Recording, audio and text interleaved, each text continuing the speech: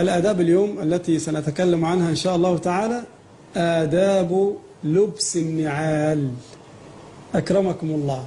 النعل هو الحذاء، أكرمك الله، له آداب وله أحكام شرعية ووردت فيه أحاديث نبوية. نعم، سبحان الله، ما أعظم هذا الدين وما أشمل هذا الدين لجميع مناحي الحياة. آداب لبس النعال.